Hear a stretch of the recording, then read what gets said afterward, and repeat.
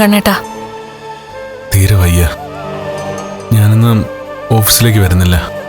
എന്നാ പിന്നെ ഹോസ്പിറ്റലിലോട്ട് പോവാൻ കണ്ണേട്ടാ. ഏയ്, അതിൻ്റെ ഒന്നും ആവശ്യമില്ല. ഒന്ന് റെസ്റ്റ് എടുക്കാം. എന്നാ പിന്നെ ഞാനും പോകുന്നില്ല കണ്ണേട്ടാ. അയ്യോ, അത് പറ്റില്ല. നമ്മൾ രണ്ടാളിൽ ഒരാളുടെ കണ്ണ് അവിടെ എത്തണം. ഞാനില്ലാത്തപ്പോൾ താൻ വേണം കമ്പനി നോക്കാൻ. അതിനു വേണ്ടിയിട്ടാ എനിക്കൊപ്പം തന്നെ ഞാൻ കൊണ്ടുപോയത്. കണ്ണേട്ടന് വയ്യാതിരിക്കുമ്പോ ഞാൻ പോണോ കണ്ണേട്ടാ? അവിടെ സ്റ്റാഫുകളൊക്കെ ഇല്ലേ? അതുകൊണ്ട് കാര്യമില്ല. ഞാനിവിടെ വീട്ടിലാണല്ലോ ഉള്ളത്. എനിക്ക് ചുറ്റിനും ആൾക്കാരുണ്ട് ഇവിടെ.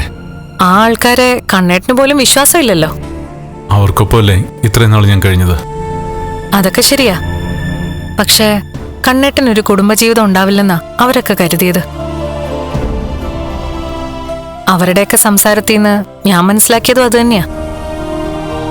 ഇപ്പൊ ഞാൻ കണ്ണേട്ടന്റെ ജീവിതത്തിൽ വന്നതുകൊണ്ട് അവരാരും പുറമേ അത് കാണിക്കുന്നില്ലെങ്കിലും ഉള്ളിന്റെ ഉള്ളിൽ നമ്മൾ രണ്ടാളോട് ശത്രുത വെച്ച് പുലർത്തുന്ന കൂട്ടത്തിലാ.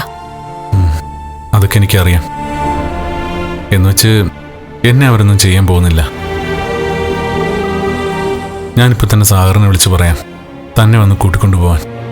ഞാൻ പോണമെന്ന് നിർബന്ധമാണോ കണ്ണേട്ടാ? ഉറപ്പായിട്ടും പോണം. അതിന് മാറ്റമൊന്നുമില്ല.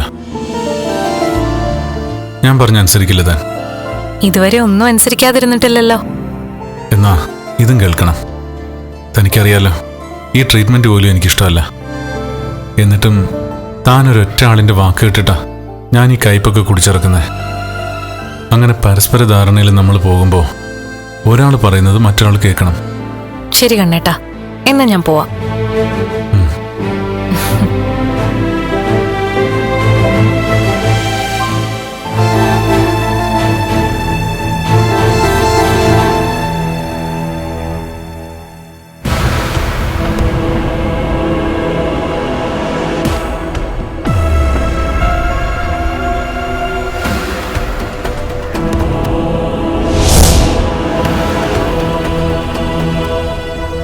ഇന്നും ആ കഴുതയില്ല.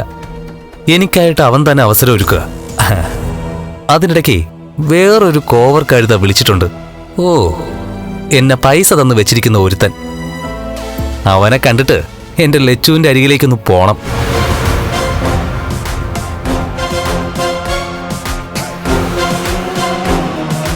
അതെ, എങ്ങനെയുണ്ടാ? തരക്കേടില്ലല്ലോ. സൂപ്പർ.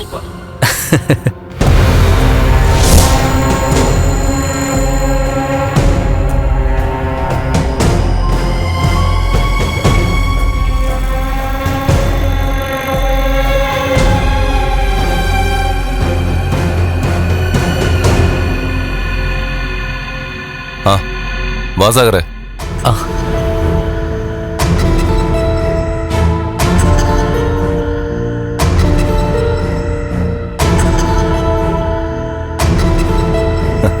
വാടാ ഇരിക്കെ. ഇന്നേ കണ്ണൻ സാർ കമ്പനിയിലേക്ക് വരുന്നില്ല. അതുകൊണ്ട് ഞാൻ ലക്ഷ്മിയെ കൂട്ടിക്കൊണ്ട് പോകണമെന്നാ സാറ് വിളിച്ച് പറഞ്ഞത്. എടാ, ഇതൊരു ഗോൾഡൻ ചാൻസാ. ഇന്ന് അവളുടെ മുമ്പില് നീ നിന്റെ മനസ്സ് തുറക്കണം. സാറേ, നമ്മൾ വിചാരിക്കുന്നത് പോലെ കാര്യങ്ങളൊന്നും നടന്നില്ലെങ്കിൽ ഈ കളി ഇന്നത്തോടെ അവസാനിക്കും. വിഷുവിന് ഞാൻ കൊടുത്ത സാരി അവൾ ഉടുത്തോണ്ട് എനിക്കൊപ്പം വന്നിരുന്നെങ്കിൽ സത്യം പറയാലോ, എനിക്ക് കുറച്ചുകൂടെ ആത്മവിശ്വാസം കിട്ടിയേനെ. എന്നാ കേട്ടോ, എടാ, ഇന്ന് അവള് നീ കൊടുത്ത സാരി ആയിരിക്കും ഉടുത്തോണ്ട് വരുന്നത്. എടാ, അങ്ങനെയെങ്കില് നിനക്ക് ധൈര്യമായിട്ട് അവളോട് നിന്റെ ഇഷ്ടം തുറന്നു പറയാലോ. എങ്കിലൊരു കൈ നോക്കാം. എടാ, ഈ നോക്കാന്ന് പറഞ്ഞ സമയം തള്ളി കളയരുത്. എടാ, നീ അവളോട് നിന്റെ ഇഷ്ടം പറയുമ്പോ അവൾ ഒരു കാരണവശാലും നിന്നെ തള്ളിക്കളയില്ല. അതുപോലെ തന്നെ അവൾ പെട്ടെന്നൊരു മറുപടി പറഞ്ഞില്ലെങ്കിലും കണ്ണന്റെ മുമ്പിൽ നിന്നെ മോശമായിട്ട് ചിത്രീകരിക്കുമെന്ന് നീ കരുതണ്ട. നല്ല നെഞ്ചെടുപ്പുണ്ട് സാർ. എടാ, പ്രണയത്തിന് നെഞ്ചെടുപ്പ് കുറച്ച് കൂടും. ആദ്യം നീ ഒരു കൊട്ടേഷൻ ഏറ്റെടുത്താ വന്നത്. എങ്കിലും എനിക്ക് മനസ്സിലായടാ, നിന്റെ ഉള്ളിൽ ഇപ്പൊ അവള് കിടന്ന് പിടയ്ക്കുന്നുണ്ട്. അങ്ങനെ പറഞ്ഞാലും തെറ്റില്ല സാർ.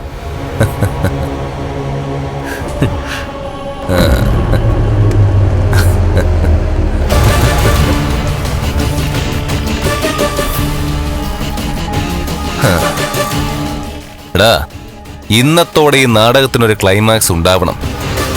ആ ക്ലൈമാക്സില് കണ്ണൻ കരയണം. അവിടെ പുഞ്ചിരി തൂക്കി നിൽക്കുന്നത് നീ ആയിരിക്കണോടാ സാഗറെ. എങ്ങനെ അവളോട് ഇത് അവതരിപ്പിക്കുമെന്നാ ഞാൻ ആലോചിക്കുന്നത്. നീയാണ് അവളെയും കൂട്ടി കമ്പനിക്ക് പോകുന്നതെങ്കിൽ കാറിനകത്ത് നിങ്ങൾ രണ്ടാളും മാത്രമല്ലേ കാണൂ. ആ സമയത്ത് എടാ, നിന്റെ മനസ്സ് തുറക്കാൻ ഇഷ്ടം പോലെ സമയം നിനക്കില്ലേ? അതുപോലെ തന്നെ കാറിൽ വെച്ച് പറയാൻ പറ്റിയില്ലെങ്കിൽ ഓഫീസിൽ എന്നിട്ട് പറയാലോ. അല്ലെങ്കിൽ തിരിച്ചിങ്ങോട്ടുള്ള യാത്രയില് എടാ, നിനക്ക് പറയാനുള്ളതെല്ലാം അവളോട് പറയാലോ. ശരി സാർ, ഇനി വെച്ച് താമസിപ്പിക്കുന്നില്ല. ഇന്നറിയാം കണ്ണിനേക്കാളും അവൾ എന്നെ സ്നേഹിക്കുന്നുണ്ടോ ഇല്ലയോ എന്ന്.